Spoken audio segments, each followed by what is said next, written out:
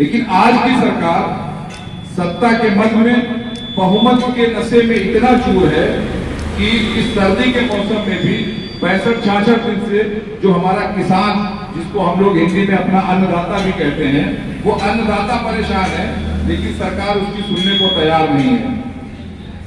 यही हाल CAA में, NRC पर भी था।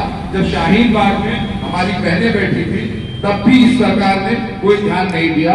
वो तो कोरोना काल की वजह से उनको वहां से हटना था। सरकार का काम होता है कि जो जनता है अगर कोई डिमांड कर रही है तो उस डिमांड पर वो ध्यान दे कि इनकी डिमांड क्या है, इनकी जरूरतें क्या हैं, इनको किस चीज से दिक्कत है।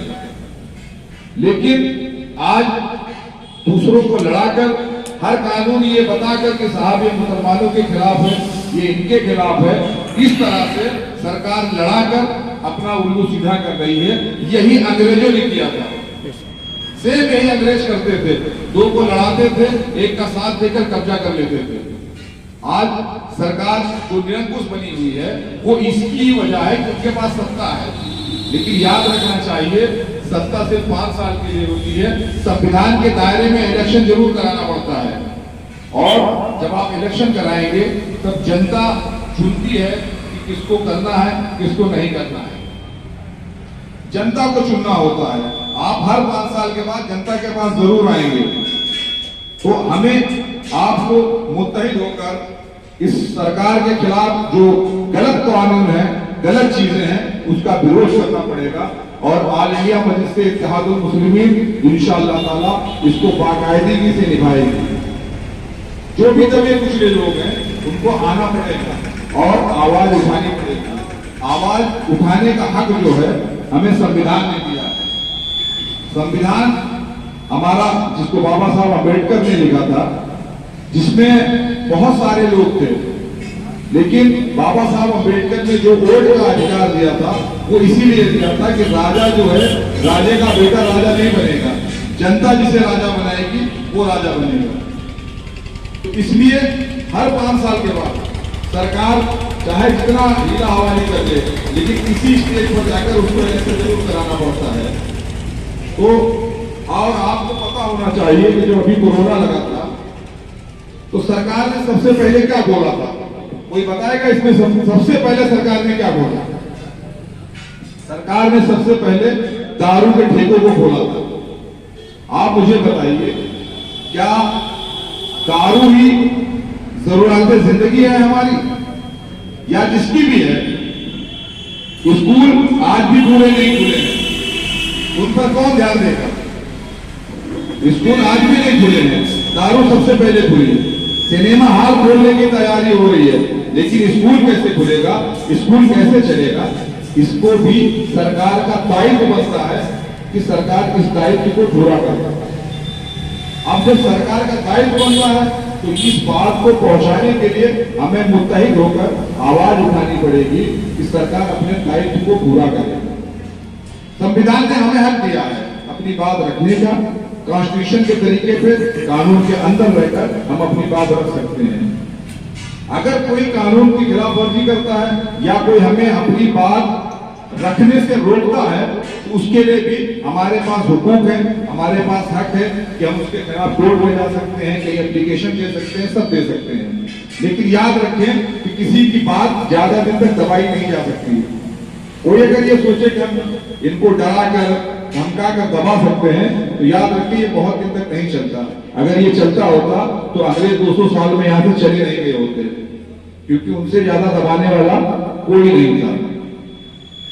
और ये हासिल कब हुआ? जब हम हिंदू, मुस्लिम, सिख, ईसाई सब भूल कर इस देश की आजादी के लिए लड़े, तब जाकर हमें ये आजादी मिली। अगर हमें संविधान मिला है और कोई सोचता है कि मैं अपने बहुमत के दम पर इस संविधान को खत्म कर दूंगा, तो इंशाअल्लाह ये हम होने नहीं देंगे। किसी भी कंडीशन में इंशाअल्लाह इस संविधान को खत्म होने नहीं दिया जाएगा और इसको ऐसे ही बचाया जाएगा जैसे अंग्रेजों के खिलाफ हम लोग मुत्तहिद हुए थे और इस देश को आजाद कराया है। इंशाअल्लाह ताला इस संविधान को भी हम ऐसे ही बचाएंगे इंशाअल्लाह। अभी आप ये लीजिए, जो भी कानून बन रहे हैं सरकार ये दावा करती है कि ये कानून हक में है। सीए पे थोड़ी सी चर्चा कर लेते हैं। सीएए जो आया था तो लोगों ने कहा कि साहब ये जो घुसपैठिए हैं इनको निकाला जाएगा। आसाम में सबसे पहले सीए लागू हुआ और आसाम की जो रिपोर्ट आई वो ये आई कि 19 लाख लोग जो अपना पेपर नहीं दिखा पाए, 19 लाख लोग थे। उस 19 लाख में सिर्फ 4 लाख मुस्लिम थे और 15 लाख जो थे वो नॉन मुस्लिम थे। और हवा खड़ा किया गया कि यहाँ घुसपैठिए जो है 2 करोड़ घुसपैठिए हैं। यही हवा खड़ा किया गया था कि 2 करोड़ घुसपैठिए हैं और उसमें 1600 करोड़ रुपए खर्चा हुए हैं। हमारी आबादी 135 करोड़ है 2010 के मुताबिक और 1600 करोड़ रुपए खर्च किए गए। आप सोचिए ये 1600 करोड़ रुपए अगर आप शिक्षा पे खर्च कर देते, सुरक्षा पे खर्च कर देते, महिलाओं के विकास पर खर्च कर देते, बच्चों के विकास पर खर्च कर देते तो इस 1600 करोड़ से कई जिंदगियां बदली जा सकती थी। लेकिन सिर्फ राजनीतिक फायदे के लिए आप चिल्लाते रहे कि 2 करोड़ लोग, 2 करोड़ लोग, 2 करोड़ लोग। आज भी कह रहे हैं कि इंडिया में 2 करोड़ लोग हैं। इस कहने से नहीं होता है। आपके पास पुलिस है, सुरक्षा तंत्र है और भी चीजें हैं, इंटेलिजेंस है, सब कुछ है। उनके जरिए ढूंढिए कि कौन गैर कानूनी आया है, कौन कानून के दायरे में आया है। इस तरह से अगर आप कह देंगे कि 135 करोड़ जनता पेपर दिखाए, जाहिर सी बात है 135 करोड़ जनता को लाइन में नहीं लगाया जा सकता। नोटबंदी में यही हुआ था। ये कहा गया कि साहब एक बहुत बड़ा काला धन है जिसको निकालना है। रात को 12 बजे नोटबंदी कर दी गई। यहाँ जिनकी अगर इसमें से कोई शामिल हो, जिनके घर में शादियां रही होगी, उनसे पूछिए उनका क्या हाल हुआ था। और जब आरबीआई ने 1.5 साल के बाद उस नोटबंदी की रिपोर्ट दी, उसने कहा कि 98.6 पॉइंट पैसा रिटर्न आ गया जो आरबीआई ने जारी किया था। अगर सरल भाषा में समझे तो अगर आरबीआई ने 100 रुपए जारी किया था तो 1 रुपए 40 पैसा छोड़कर सारा पैसा वापस आ गया। इंडिया की अर्थव्यवस्था में जो कई देशों से अर्थव्यवस्था बढ़ी है, इस अर्थव्यवस्था में इसका कोई महत्व नहीं है। ये जो 1.4 नहीं आया, ये किसी से गिर जाता है, कहीं जल जाता है, कहीं आग लगी जल गया, कहीं कुछ हो गया। तो इस तरह से इसका कोई मकसद नहीं निकला और सारे लोग हमारे परेशान होते रहे। कई महीनों परेशान रहे, उसमें कई लोगों की मौतें भी हो गई, कई लोगों को लाइन लगाना पड़ा, कई लोगों को मार खाना पड़ा। सरकार जिस तरह से अपनी मनमानी कर रही है वो संविधान के लिए ठीक भी नहीं है और सरकार को जेल भी नहीं देता कि सारे लोगों को इस तरह परेशान किया जाए। आप और हम जब तक सारे भेदभाव को भूलकर एक जगह इकट्ठा होकर इस सरकार का विरोध नहीं करेंगे तब तक हम आगे नहीं बढ़ पाएंगे। और इसके लिए हमें एक साथ मिलना होगा, अपनी बात दूसरों तक पहुंचानी होगी, अपनी बात बतानी होगी कि हमारी पार्टी का मकसद ये है, हमारी पार्टी ये चाहती है, हमारी पार्टी वो चाहती है। तब जाके आप कामयाब होंगे।